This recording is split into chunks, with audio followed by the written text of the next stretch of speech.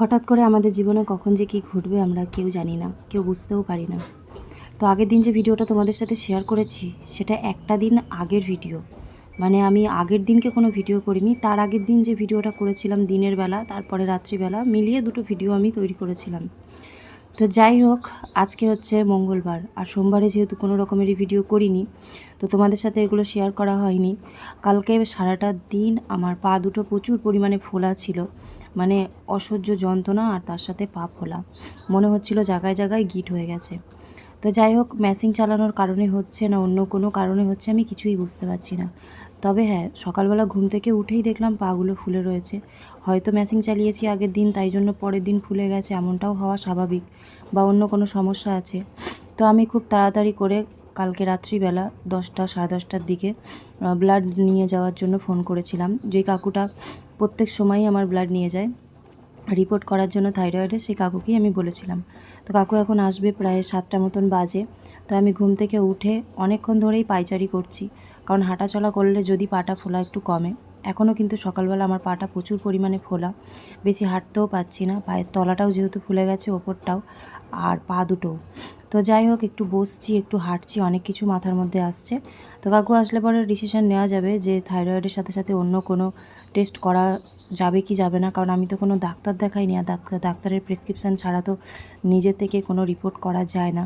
তো সেসব নিয়েই চিন্তাভাবনা করছি। আর হঠাৎ করে এটা কেন হলো সেই জিনিসটাও মাথার মধ্যে আসছে, যে কোনো তো সমস্যা ছিল না, আমি তো ঠিকই ছিলাম, হঠাৎ করে কি হলো। তো যাই হোক, চলো। আর সকাল থেকে এখন কাজকর্ম কিছুই সারিনি, কিছু নেইও তেমন কিছু কাজকর্ম করার মতন।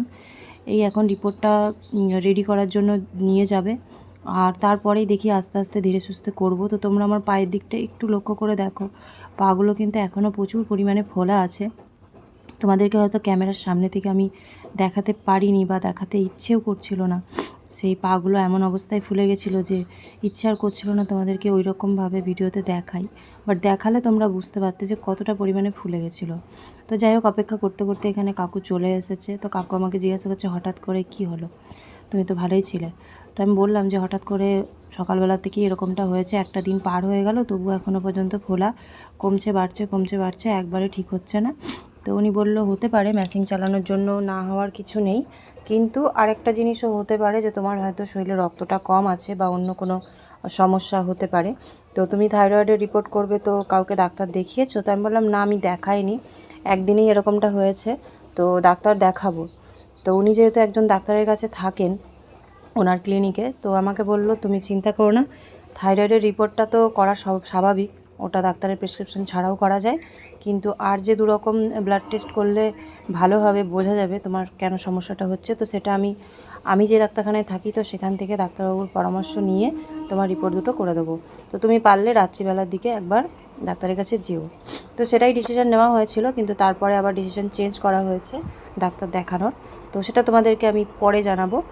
আর এখন উনি আমার ব্লাডটা নেবে, নিজেও কনফিউজ যে ব্লাড নেবে কি নেবে না, কারণ রিপোর্ট আমি অতগুলো করব কি করব না। তো আমি বললাম, করো, কারণ এই অবস্থায় এখন যদি রিপোর্ট না করি, পরে কোনো সমস্যা হলে তখন এই রিপোর্ট না করার জন্য আমাকে অনেক পস্তাতে হবে।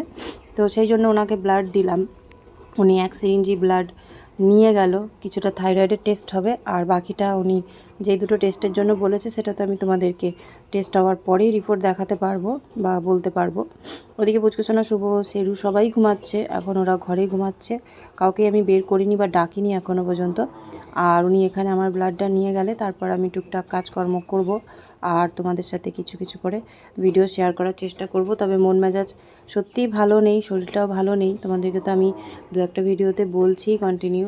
তো সেই জন্য কিছুভাবেই মানে ভিডিও করে উঠতে পারছি না, অল্প অল্প করছি, আবার থেমে যাচ্ছি, ভিডিও কন্টিনিউ সকাল থেকে রাত পর্যন্ত দেওয়াটা সম্ভব হচ্ছে না। তো ব্লাড তো দেওয়া হয়ে গেছে, নিয়ে গেল, দেখা যাক কতটা কি হয়, কি খবর আসে রিপোর্টে। তো এখানে আমি তোমাদের চলো কিছু কমেন্ট পড়ে শোনাই। তো এখানে এসকে অলিভিয়া লিখেছিল, খুব ভালো লাগলো আজকের ব্লগটা, অনলাইনে গেটে দেওয়ার যেটা কিনলে, আর লিঙ্কটা দিও। তো যেটা কিনেছি সেটার আমি লিঙ্ক অবশ্যই এই ভিডিওর ডেসক্রিপশান বক্সে দিয়ে দেবো, তুমি একটু চেক করে নিও। তারপরে আছে সুনিপা দিদিভাই লিখেছে, খুব ভালো হয়েছে ব্লগটা, thank you so much SK Olivia thank you so much সুনিপাদি। আর তারপরে আমার নতুন একটা বন্ধু লিখেছে, দিদি ফুল তোলার জন্য ফুলের একটা সাজি কিনে নিও। অবশ্যই গো, আমি কিনবো ফুল তোলার সাজি। তবে তোমার চ্যানেলের নামটা আমি ঠিক পড়তে পারলাম না, বারবি তারপরে এটা বুঝতে পারছি না। তো যাই হোক, থ্যাংক ইউ সো মাচ আমাকে এত সুন্দর কমেন্ট করার জন্য।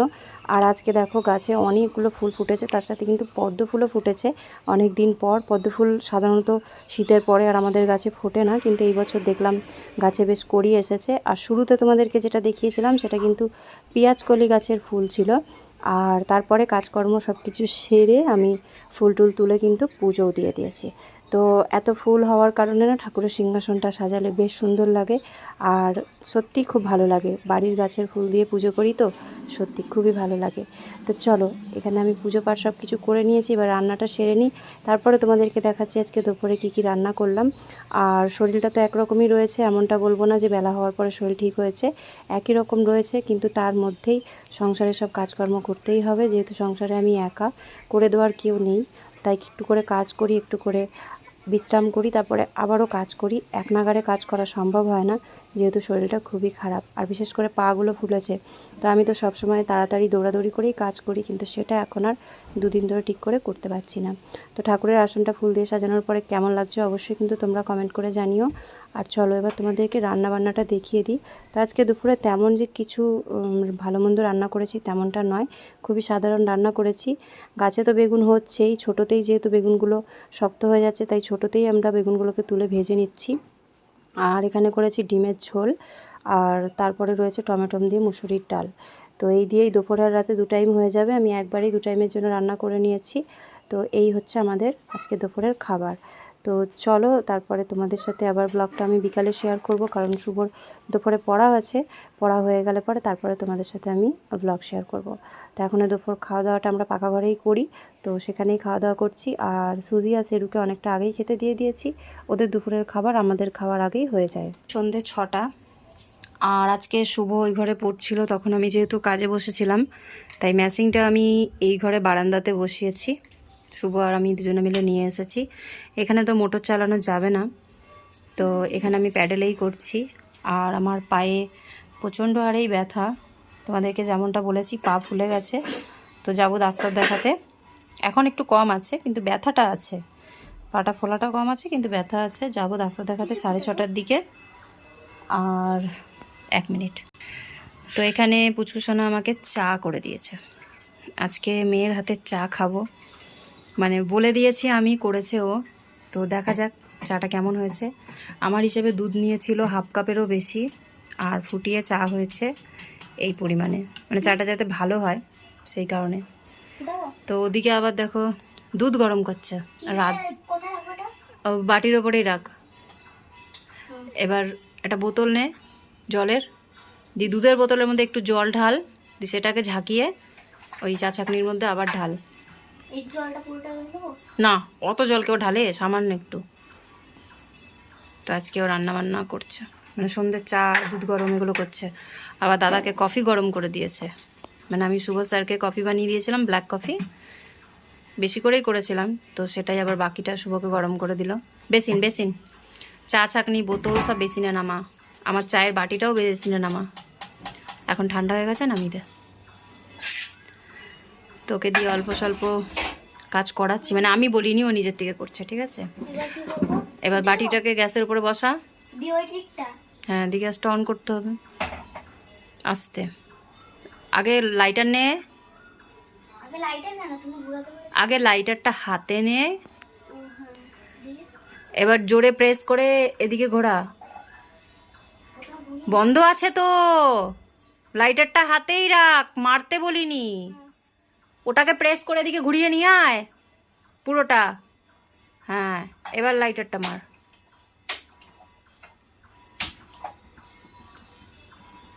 মাথায় ঢুকলো?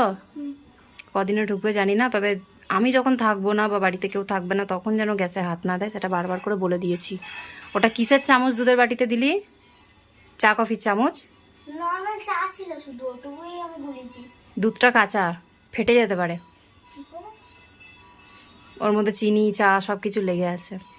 ঠিক আছে, যাই হোক, গ্যাসটা একটু জোরে দিয়ে দে, সামান্য একটু জোরে দিয়ে দে।